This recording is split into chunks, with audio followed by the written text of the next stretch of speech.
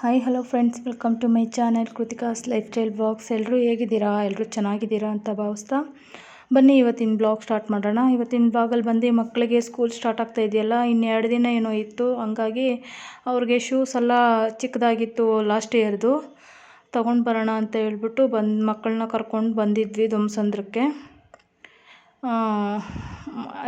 Size variation ಆಗುತ್ತಲ್ವ, ಇಬ್ರದ್ದು size ಹೇಳಿದ್ರೆ ಅದು ಕರೆಕ್ಟಾಗಿರಲ್ಲ. So ಹಂಗಾಗಿ ಅವ್ರನ್ನೇ ಕರ್ಕೊಬಂದು ಕರೆಕ್ಟಾಗಿರೋದು ಕೊಡ್ಸೋಣ ಅಂತ ಹೇಳ್ಬಿಟ್ಟು ಅವ್ರನ್ನೂ ಜೊತೇಲಿ ಕರ್ಕೊಬಂದಿದ್ದೀವಿ.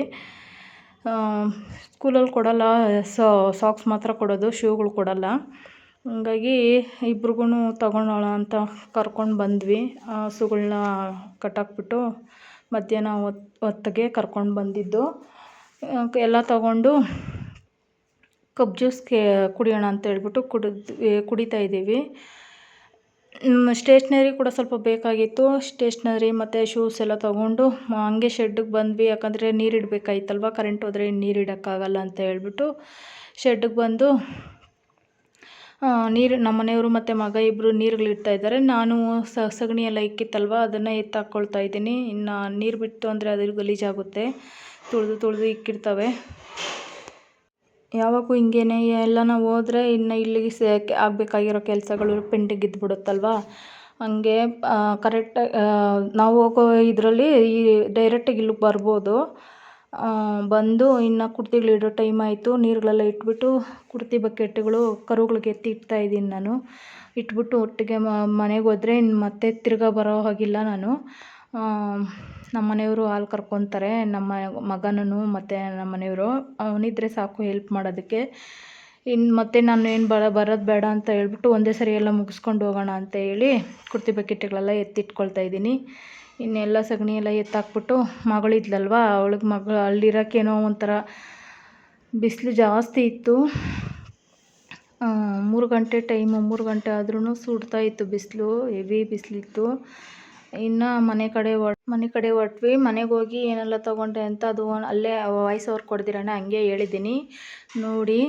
ಅದಕ್ಕೂ ಮುಂಚೆ ಯಾರೆಲ್ಲ ಇನ್ನೂ ನನ್ನ ಚಾನಲ್ನ ಸಬ್ಸ್ಕ್ರೈಬ್ ಮಾಡ್ದಿರ ನೋಡ್ತಾ ಇದ್ದೀರಾ, ಪ್ಲೀಸ್ ಸಬ್ಸ್ಕ್ರೈಬ್ ಮಾಡ್ಕೊಂಡು ಸಪೋರ್ಟ್ ಮಾಡಿ ನಮ್ಮ ಚಾನಲ್ಗೆ ಅಂತ ಹೇಳ್ತಾ, ಫ್ರೆಂಡ್ಸ್ ಆ್ಯಂಡ್ ಫ್ಯಾಮಿಲಿಗೆ ಶೇರ್ ಮಾಡಿ. ಹಾಗೆ ಏನಾದರೂ ಇದ್ದರೆ ಕಮೆಂಟಲ್ಲಿ ತಿಳಿಸಿ, ಒಂದು ಲೈಕ್ ಕೊಡೋದು ಮಾತ್ರ ಮರಿಬೇಡಿ. ನೋಡಿ ಮುಂದೆ ಇನ್ನೂ ಲಾಗ್ ಇದೆ.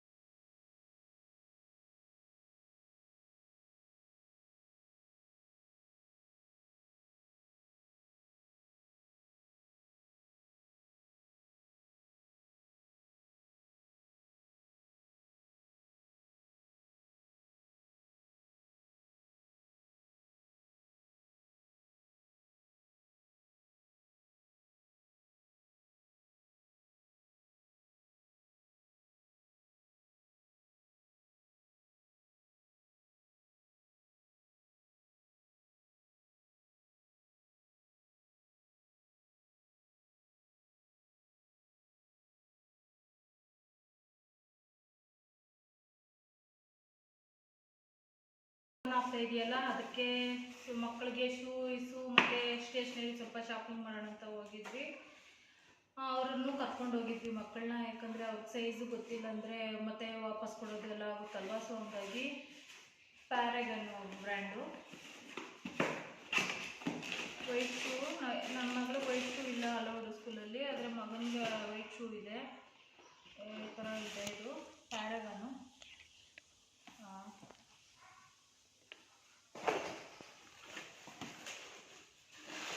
ಏನು ಗೊತ್ತಾ, ಪೂಮಚ್ಚು ಅಥವಾ ಬಾಟಾದಲ್ಲಿ ತಗೊಳ್ಳೋಣ ಅಂತ ನಮ್ಮ ಮನೆಯವರು ಕೇಳಿದ್ರೆ ಅದು ರೇಟು ಕಾಸ್ಟ್ಲಿ ಜಾಸ್ತಿ ಅಲ್ವಾ. ಅದಕ್ಕೆ ಆ ಕಾಸ್ಟ್ಲಿ ಕೊಟ್ಟು ಅದು ಒಂದೇ ಶೂ ತೊಗೊಳ್ಳೋ ಬದಲು ಇದನ್ನು 3 ತಿಂಗಳು ಹಾಕಿ 2 ಜೊತೆ 3 ಜೊತೆ ಹಾಕಲಿ ಬಿಡು ಅಂತ ಹೇಳ್ತಾ ಇದ್ರು ನಮ್ಮ ಮನೆಯವರು. ಹಂಗಂತ ಹೋಗಿ ಇದನ್ನು ತೊಗೊಂಡು ಬಂದಿದ್ರು. ನಮ್ಮ ಮಗಳು ಆಲ್ರೆಡಿ ಪೂಮಚ್ಚು ಬ್ರ್ಯಾಂಡು ಯೂಸ್ ಮಾಡಿದ್ದಾಳೆ. ತುಂಬ ಕಾಸ್ಟ್ಲಿ ಅದು, ಆದರೆ ಕ್ವಾಲಿಟಿ ಕೂಡ ಅಷ್ಟೇ ಚೆನ್ನಾಗಿರುತ್ತೆ. ದುಡ್ಡು ಹೆಂಗೆ ಕೊಡ್ತೀವೋ ಹಂಗೆ.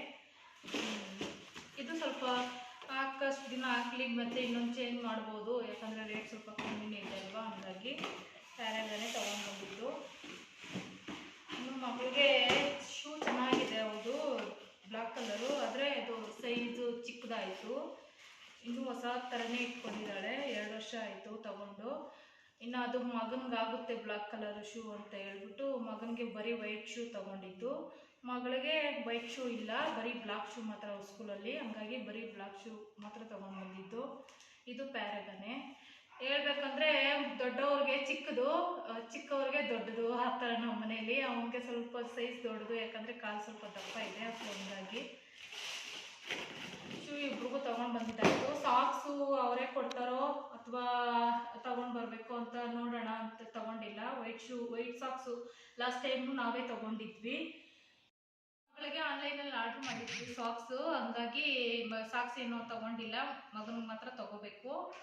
ಇನ್ನು ಸ್ಟೇಷ್ನರಿ ಶಾಪಿಂಗು. ಸ್ಟೇಷ್ನರಿ ಅಂದರೆ ಜಾಸ್ತಿ ಏನಿಲ್ಲ, ಸ್ವಲ್ಪನೇ. ಯಾಕಂದರೆ ಕೊಡ್ತಾರಲ್ವ ಸ್ಕೂಲಲ್ಲಿ ಸ್ವಲ್ಪ.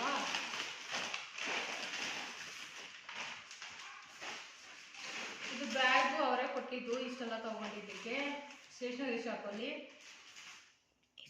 ಇನ್ನು ಬಂದು ಇದು ಸ್ಟಿಕ್ಕಿ ನೋಟ್ಸು.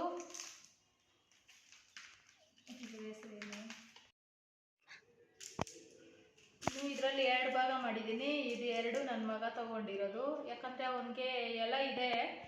ಪೆನ್ನು ಈ ಸರಿ ಪೆನ್ನಲ್ಲಿ ಬರೀತಾನೆ, ಈ ಸರಿಯಿಂದ 5th ಸ್ಟ್ಯಾಂಡರ್ಡಿಂದ. ಸೊ ಹಂಗಾಗಿ ಪೆನ್ ತೊಗೊಂಡಿದ್ದಾನೆ. ಇದರ ಬ್ರ್ಯಾಂಡ್ ಬಂದು ಗ್ಲಾಸ್ ಜೆಲ್ಲು, ಇದ್ರ ಹೆಸರು. ಫಸ್ಟ್ ಟೈಮ್ ಪೆನ್ನಲ್ಲಿ ಬರೀತಾರಲ್ವ, ಸ್ವಲ್ಪ ಜೆಲ್ ಪೆನ್ನಲ್ಲೇ ಬರೀಲಿ, ಹ್ಯಾಂಡ್ ರೈಟಿಂಗ್ ಚೆನ್ನಾಗಿ ಕಾಣಿಸುತ್ತೆ ಅಂತ ಹೇಳ್ಬಿಟ್ಟು ಜೆಲ್ ಪೆನ್ ತೊಗೊಟ್ಟಿರೋದು. ಅವ್ರ ಅಕ್ಕ ಸಜೆಷನ್ ಮಾಡಿರೋದು ಅವನಿಗೆ. ಇದು ಬಂದು ಹೈಲೈಟರು 2, ಒಂದು ಆರೆಂಜ್ ಕಲರು, ಇನ್ನೊಂದು ಗ್ರೀನು. 2 ತಗೊಂಡಿದ್ದಾಳೆ. ಇದು ಪೆನ್ನು, ಇಷ್ಟು ಬ್ಲಾಕು ಮತ್ತು ಬ್ಲೂ 2 ಪೆನ್ನು. ಓಷನ್ನು ಮತ್ತು ಇದ್ರ ಬ್ರ್ಯಾಂಡ್ ಇನ್ನೊಂದು ಯಾವುದೋ ಗೊತ್ತಿಲ್ಲ. ಇಷ್ಟು ಪೆನ್ನು ತೊಗೊಂಡಿದ್ದಾಳೆ ಮಗಳು. ಅವಳು ಪೆನ್ನಲ್ಲಿ ಬರೆಯೋಕ್ಕೆ ಸ್ಟಾರ್ಟ್ ಮಾಡಿದವಾಗಿಂದ ಓಷನ್ ಪೆನ್ನಲ್ಲೇ ಬರೆಯೋದು. ಸೊ ಹಂಗಾಗಿ ಇದು ಕರೆಕ್ಷನ್ ಟೇಪು, ಇದು ಸ್ಟಿಕ್ಕಿ ನೋಟ್ಸು ಮತ್ತು ಒಂದು ಫೋಲ್ಡರು. ಇದು 2 ಕಡೆ ಇದು ಮಾಡ್ಬೋದು, ಓಪನ್ ಮಾಡ್ಬೋದಲ್ಲ, ಆ ಥರ ಫೋಲ್ಡರು. ನಾವು ಓದೋಬೇಕಾದ್ರೆ ಈ ಥರ ನೋಟ್ಸು ಇದ್ದಿಲ್ಲ, ಈ ಥರ ಪೆನ್ಸು ಇದ್ದಿಲ್ಲ. ಬರೀ ಸೆಲೋ ಪೆನ್ನು ಮತ್ತು ರೆನಾಲ್ಡ್ಸ್ ಪೆನ್ ಬರುತ್ತಲ್ವ, ಅದೇನೇ ಇದ್ದಿದ್ದು. ನಿಮಗೆ ಯಾರಿಗಾದ್ರು ನೀವು ಹಿಂಗೆ ರೆನಾಲ್ಡ್ಸ್ ಪೆನ್ನಲ್ಲಿ ಬರ್ದಿದ್ದೀರ ಅಂತ ಕಮೆಂಟಲ್ಲಿ ತಿಳಿಸಿ ಆಯಿತಾ.